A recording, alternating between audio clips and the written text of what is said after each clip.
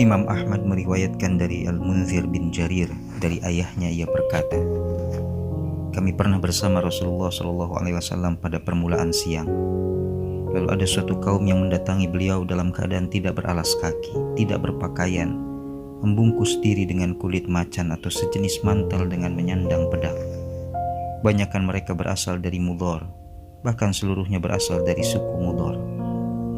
Maka raut wajah Rasulullah pun berubah ketika melihat keadaan mereka yang demikian miskin itu.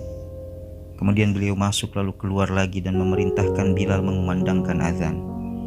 Maka Bilal mengumandangkan azan kemudian iqamah. Lalu Rasulullah SAW mengerjakan salat.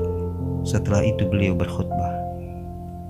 Wahai sekalian manusia, bertakwalah kepada Allah yang telah menciptakan kalian dari jiwa yang satu.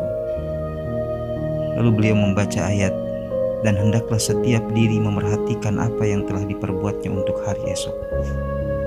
Kemudian seseorang menyedekahkan sebagian dari dinar, dirham, pakaian, 1 sok gandum, dan 1 sok kurma.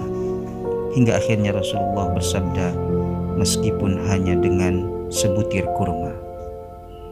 Demikianlah yang ditulis oleh Ibnu Katsir dalam tafsirnya sebelum menjelaskan tentang makna atau kandungan dari surah Al-Hasyr ayat 18 yang memerintahkan setiap muslim untuk menyiapkan hari esok, yang ternyata bukan soal menimbun harta, melainkan justru menyedekahkannya kepada orang-orang yang sangat membutuhkan. Dengan demikian, bisa kita ambil pemahaman sedekah kepada orang yang sangat membutuhkan adalah cara terbaik seorang muslim untuk benar-benar bahagia pada hari esok. Dan bersegera dalam sedekah, meski itu hanya 1 butir kurma, sudah cukup untuk mempermudah kehidupan kita pada hari esok, yang sekaligus memberi solusi kesulitan sesama. Dengan kata lain, peka dan peduli terhadap kebutuhan sesama, utamanya mereka yang memang benar-benar membutuhkan pertolongan, adalah wujud nyata keimanan seorang muslim. Bahkan itulah manifestasi dari ketakwaan seorang muslim. Inilah salah satu perkara yang setiap muslim harus perhatikan setiap harinya.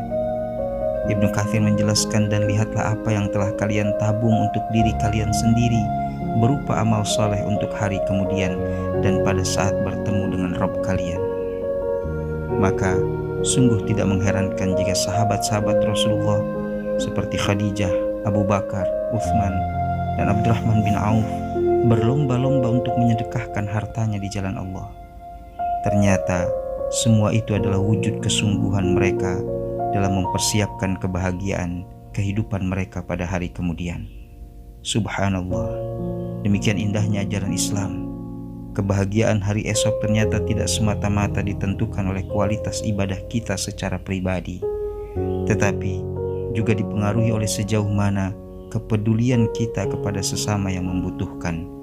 Dan itulah tabungan masa depan yang sesungguhnya.